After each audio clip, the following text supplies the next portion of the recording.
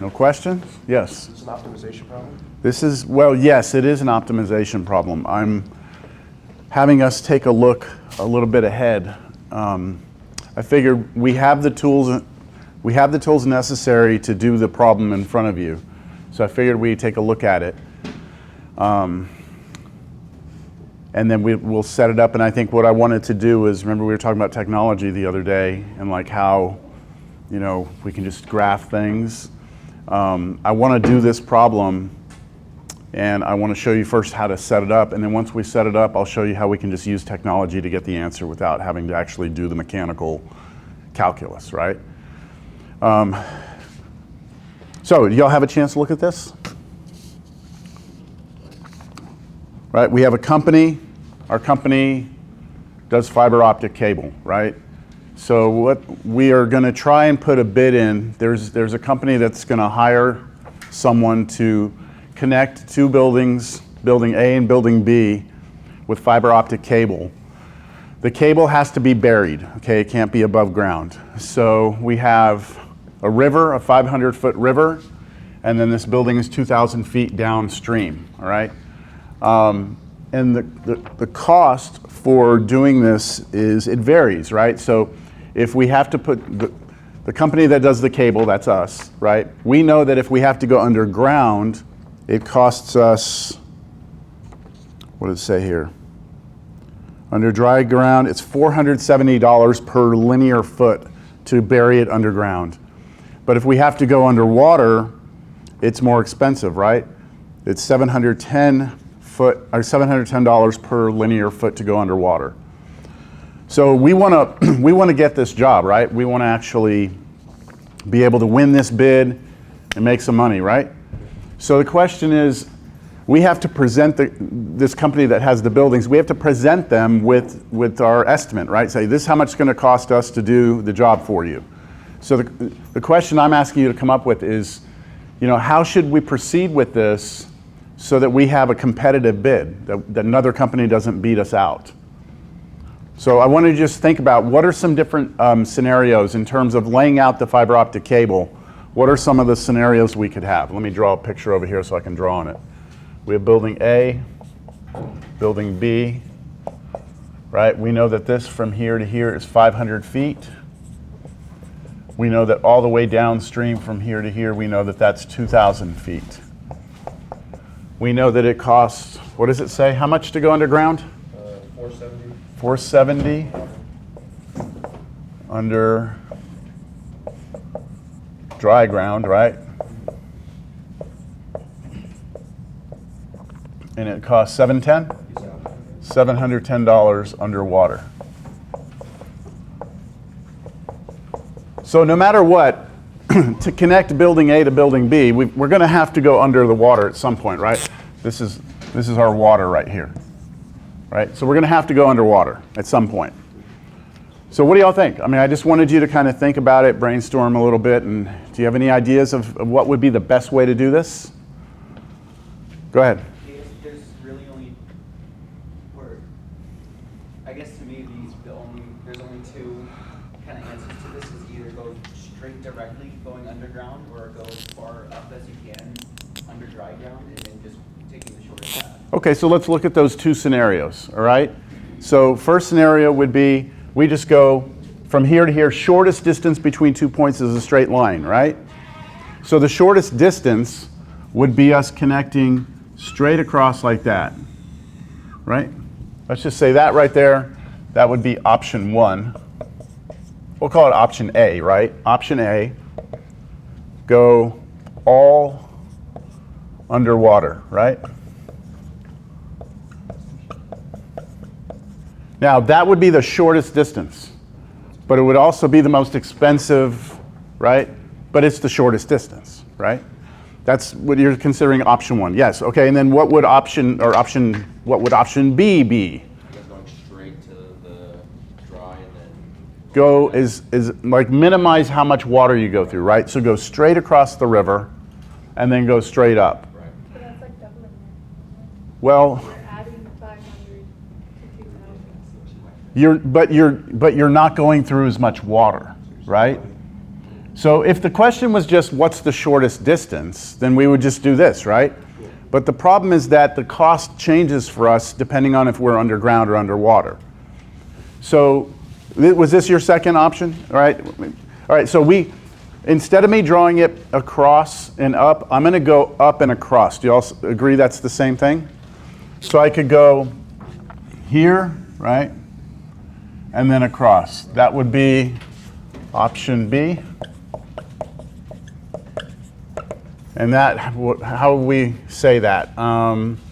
We'll say this: smallest distance underwater, right? Doing this will be the smallest possible distance that we could ever get going underwater, right? The red is the smallest distance overall, right?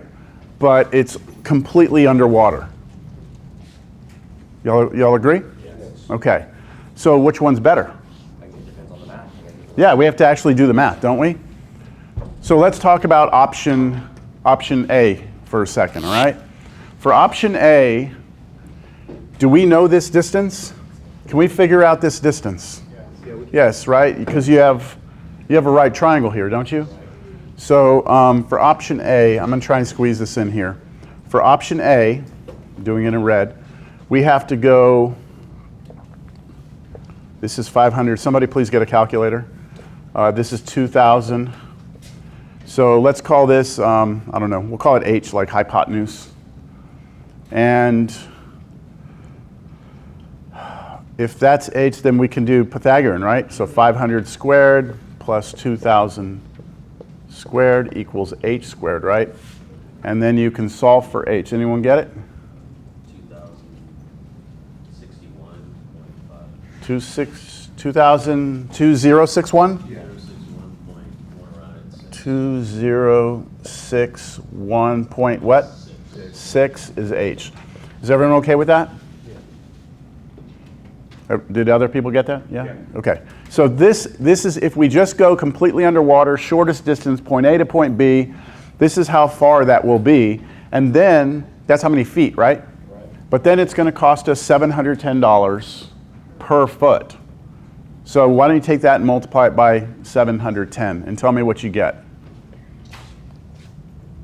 So for this now, I'm going to do 710 times H. Does that make sense? To get the cost? Let me write it this way.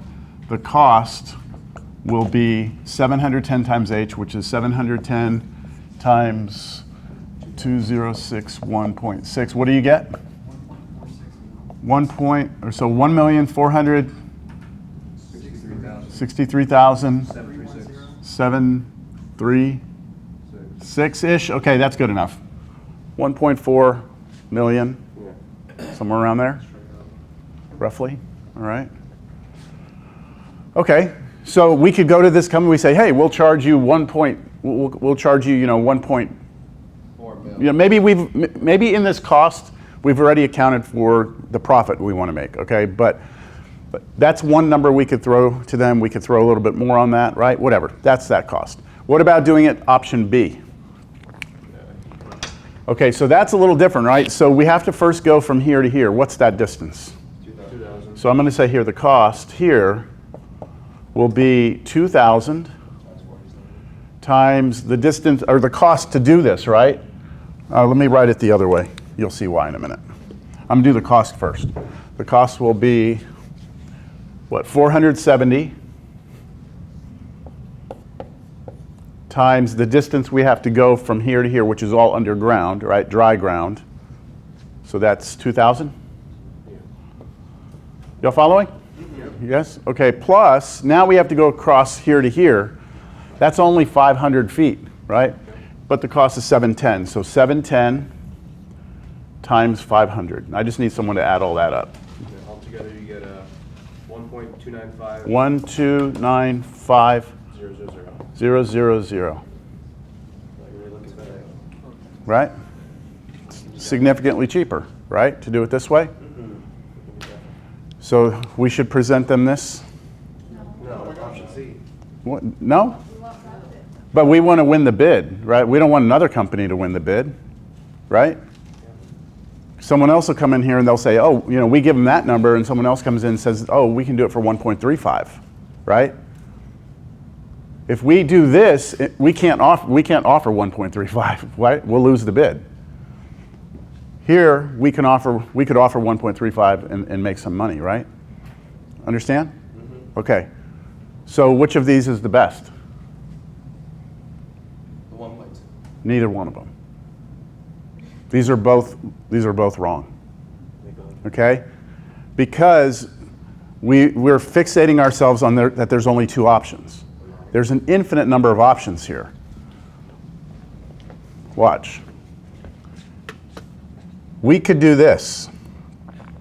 We could go down the river to some arbitrary point and then go across, right? And so there's every variation between this extreme, which was option A for us, and that extreme, which was option B. All of these give us different values. Do you see? I mean, there's... But wouldn't they all be more expensive? Because Would they? you automatically start going through the water, so you keep going through the water more and more. Am I correct? So remember the race cars? The diagonal? Remember the race cars? How we talked about, like, we could sit here and argue about it, right? And I like your logic. You're thinking, oh, this can't be, it couldn't possibly be cheaper, right? Well, I'm going to show you what the cost is, okay? I'm going to calculate it for us. There's that way, right? That's the number we got? Right. Okay, and then the other extreme is there, right? Right. Okay, look what happens here.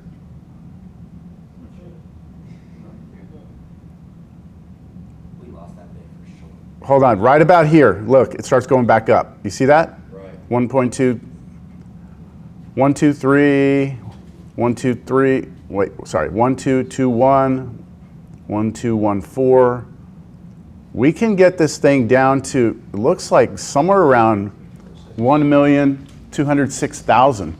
Looks like we can get it almost 90,000 cheaper than this if we do it a certain way. Yes? This kind of I don't know if it's the exact same thing, but it kind of reminds me of how like light travels through the like path of least resistance, like in like whether it's through like glass or water. Like a refraction or something through it? And it's like how they kind of like calculate how Like a minimum distance, yeah, exactly, yeah. Okay, so, are y'all with me on this? Yes? So this is great. This is the company that does this analysis, is the company that doesn't have someone on their payroll that understands calculus, right? That they're going to do these two extremes, that's it, right? They'll be like, let's do this, we'll win the bid. Okay, so then we bring the calculus into this, all right? So now, if you came in a little late, I'm doing what is called an optimization problem. And this is going to be a whole section we're going to do in the next week or the week after. But I wanted to do a problem today that kind of shows you, like, we have the tools to do this. We can actually do this problem. And it gives you kind of, I guess, like a purpose why we're doing this, right? Like, it gives you a real world problem that you can see, like, the usefulness of it, right? Okay, so here's what I'm going to do. I'm going to draw the picture again over here, not so big. Here's point A, here's point B, all right? This from here to here is 500. And of course from here to here is 2,000. All right, so the idea now is this. I can start here, go straight across. I can go all the way up and all the way over, but I can do anything in between. So I'm going to just imagine we start here and we go up to some point here, and I'm going to call that distance x, all right? And then once we get to that point x, we're going to cut across the river straight to the point B, and I'm going to call that y.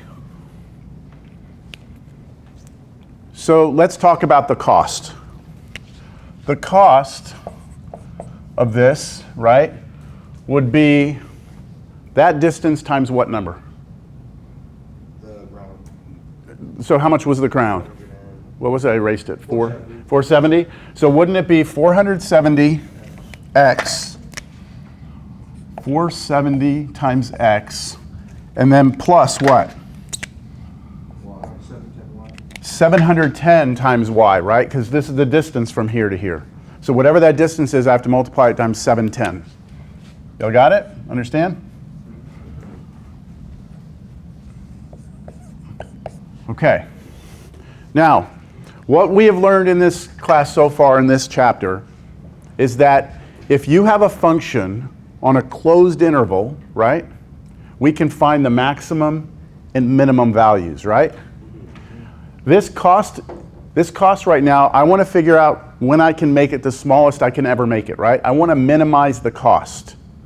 So I need to somehow look at the cost as a function that can be defined on a closed interval. And when I say function, I mean it needs to be a function of a single variable. Right now, in order to know cost, I have to know x and y, right? Maybe there's a way I can rewrite the cost where all I have to give you is what x is.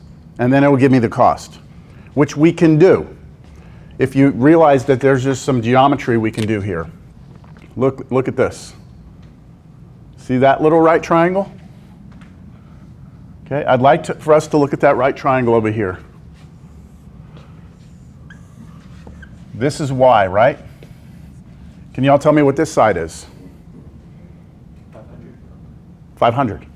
Right? That's 500. That's the distance across the river, right? That's never changing. No matter where I go here, right? No matter where I go here, this is always 500. Right. The hardest part of this is to figure out what this is. 2,000 minus x. Right? Because, look, when x is all the way down here, when x is 0, that would be 2,000, right? But as x gets bigger, this starts to shrink. So I'm having to subtract x from this number. Y'all see that? So this side is 2,000 minus x. Now the reason this is good to do this is because I now have a relationship between these three sides, which means I have a relationship between y and x. And if I have a relationship between y and x, I can take this relationship, which will be an equation, I can solve it for y, and then replace that y with that expression. And then that cost function will just depend on x. You following all that? Okay, so I'm going to go ahead and solve this for y. So I'm going to just write Pythagorean. 500 squared plus 2,000 minus x. You have to take that whole quantity and square it, equals y squared, right? A squared plus b squared is c squared. Now I want to solve this for y, so I'm going to take the square root on both sides.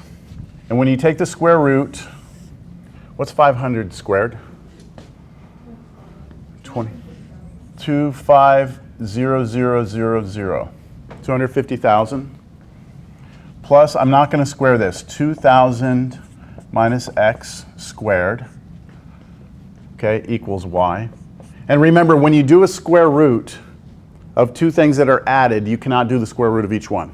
Okay, so you can't do the square root of this and kill off that squared and kill off that squared because there's a plus between them, right? So that's why, yeah? So check this out. Our cost function, our cost, I'm now going to look at that cost as being, watch, capital C of x. So you know how we've been doing f of x? I'm going to say c of x. It's my cost function, right? F has always been a generic letter that represents function, right? F function.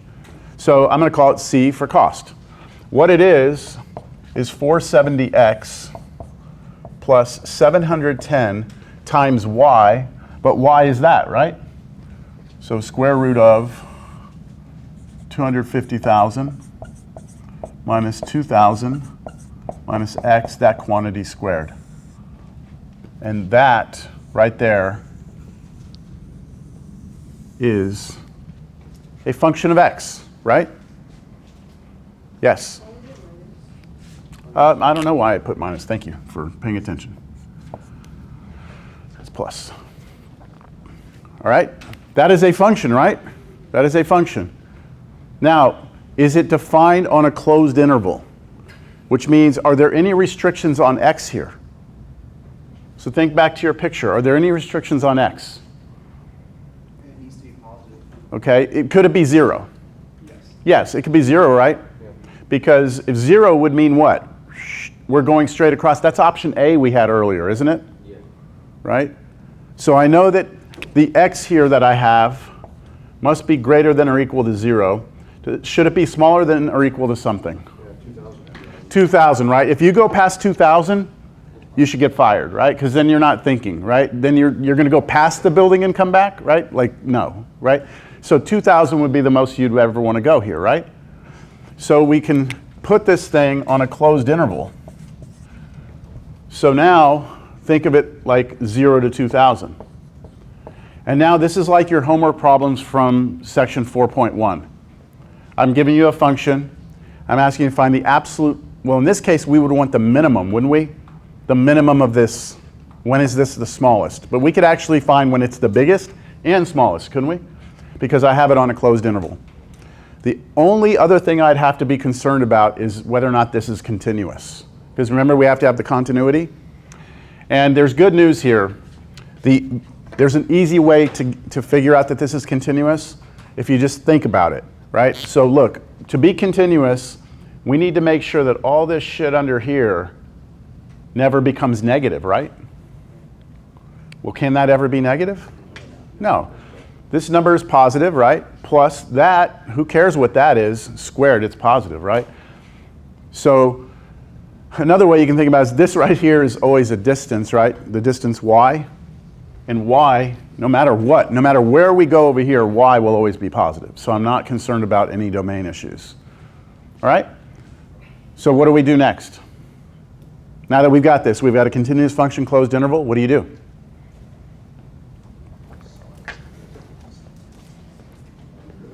Find the derivative, right? And what do you do with that derivative? Set it equal to 0 and figure out where it doesn't exist, right? So we're finding the critical numbers, right?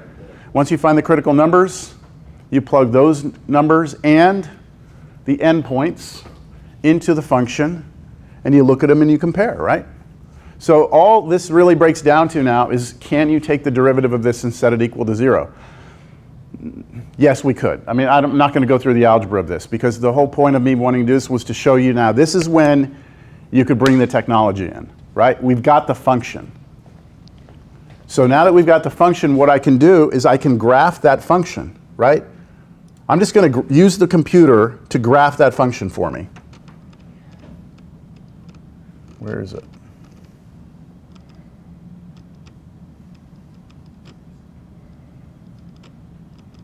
Where are you? Oh, there it is. So what I've done here is in the, ooh, why does that look different? Oh, I must have used different numbers there. Well, you know what? Let me just start new, okay? Because let's act like, we're,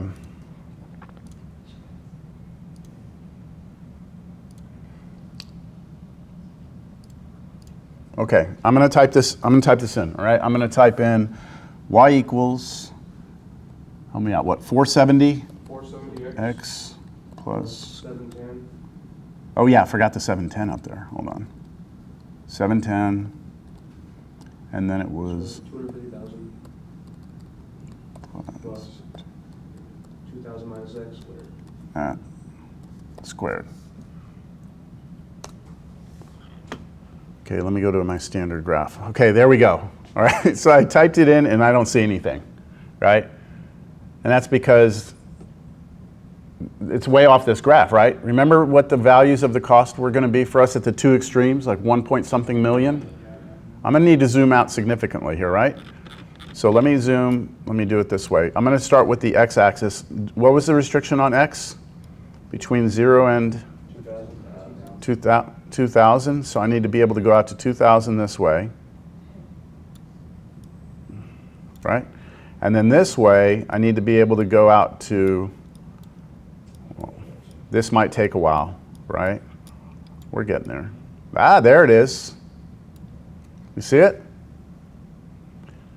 Now I'm going to go back to this and I'm going to add a restriction. I want 0 to be less than or equal to x less than or equal to 2,000. So I'm going to restrict it so that we're just seeing it where we need to see it. Okay? That's the function. Yes? I just hit the less than button and then equal right after it, and it changes it for me. It knows that's what I want. I'm starting to learn all those keyboard tricks. Like Oh, good. Put any in. Yeah, yeah. You just click the little I'm still learning Desmos. There's so many different things that I don't know. All right, yeah. So this is our cost function, yes? This is our cost function. And so can you see the extremes? When x was 0, that was option A for us, right? And remember the answer was like 1.4 something million, right? And then the other extreme was option B, where we go here and we said, oh, that's cheaper, right? That's cheaper. And what's great about the technology these days is if you just click on this and go to that point, if I just hover over that point like that, if I just hover over it, it tells me the value, right? I know that that's one cost, right? And then over here at this point, maybe, I can't hover, I have to drag to the end, right? That was the other cost, right? And now, what's awesome about the programs now is that you can just, it finds the minimum for you, right? So it already did the calculus for you. You know the minimum value. So there it is, 1558. Someone write that down, 1558.4. 1558.4. And then look at the cost. This is the cost. 1206082. 1206082. So that means just using technology, right? I still needed to analyze the problem, right? But I actually did not need calculus for this, right? I just needed to know that I could use calculus, like I could use the computer to do the calculus for me. So for us, what we're going to do in this picture is we're going to go down, how far? 1,000? 1558-ish, right? Point something feet, right? And if we do that, and then we're going to go straight across the river, straight to that point. And if we do that, our cost will be 1,206,082. Okay. And then what was the cheapest way we got from option A and B? It was option B, right? And it was 1, 2, 9, 5, something like that. 0, 0, 0. So you can see right here the difference, right? It's $89,000 or so difference. I mean, that makes a difference, right? I mean, that could be one of your engineer's annual salary, you know, who knows, right? So it matters, right? And this was just a made-up problem. So, I mean, think about these projects, these street projects that you see, you know, like tens of millions of dollars being put in, you know, $30 million highway projects. So, okay. I hope that that gives you some idea of why this is all useful. And that really what it came down to for us is kind of taking our minds out of this idea that there's only two possibilities and seeing that there's an infinite number of them. And then if we could somehow get a function that represents that, then we can do, you know, max min on that. All right, let's get into today's material. That was just, you know, a preview. We're going to do more of this later. So we are now still in chapter 4, right? We've done 4.1, max and min values. We did 4.2 last time, the mean value theorem with the cars. And then now what we're doing is moving on to 4.3, derivatives in the shapes of graphs. Derivatives in the shapes of graphs. So there's quite a few notes here that are visual, so I'm going to keep this up for now. If you look at this section, 4.3, I only have 4 notes in this section. So there's not a ton of material in this section. There's only a few concepts. It's just, can we execute those concepts correctly is going to be the problem. So the first note here talks about increasing, decreasing, and constant tests. So there's definitions up here. I want to get to the definitions in a moment. I want to show you the picture first. Okay, so what is an increasing function? A function is called increasing if when you move from left to right, like the way we read a book, if you move from left to right, the function goes up. Right? That is an increasing function. That makes sense to you? Okay, now a function can increase and then decrease and then increase again, like go up and down, right? But here we would say this one looks like it's always increasing. And I want you to pay attention, if I look at the derivative, right? At every point on this graph, what is the derivative? Positive, right? If you're going up as you move from left to right, then your derivative is going to need to be positive at every single point on that graph, right? So the name of this section is the derivative and the shapes of graphs. We're trying to make a connection between how the derivative helps us understand what a graph looks like. So it looks like we could say that if the derivative is always positive, right, on some sort of interval, then we should expect the graph to go up, right? That's exactly what this first note says. I'll make this real big. Too big. This first note says, if the derivative of some function is greater than 0, positive, right, on some interval a, b, then the function f must be increasing on that interval. That make sense? Give me a function on an interval, and I tell you that the derivative is always positive there, then you know that the graph's going to be going up from left to right. On the other hand, a decreasing function would do the opposite, right? If you move along a function that drops as you go from left to right, then if you look at the derivative anywhere on that graph, it's going to be negative, right? So that's the second part of this. If the derivative of a function is is negative, then on some interval, then the function must be decreasing on that interval. And the last part of this says if the derivative is 0 on some interval, then the function is constant. Does that make sense? What is the slope? Derivative being 0 means the slope of the tangent line is what? Horizontal, right? And if that's happening on an entire interval, then your graph's got to be constant, right? It's not going up, it's not going down, it's just flat, which would be this, right? Now, we actually used this in class last time. Do you remember that problem I did at the very end where we had to show that there was an equation that had exactly one solution? And I showed that the derivative was positive. And I said if it's positive, then the function can't come back down. That's what I was doing here. I was saying, look, the derivative is positive, the function has to be increasing. It's kind of weird that they put that problem in the book before we talked about this, though. It seems out of place, but I think they were trying to get you to think about it before you see it. Okay, any questions there?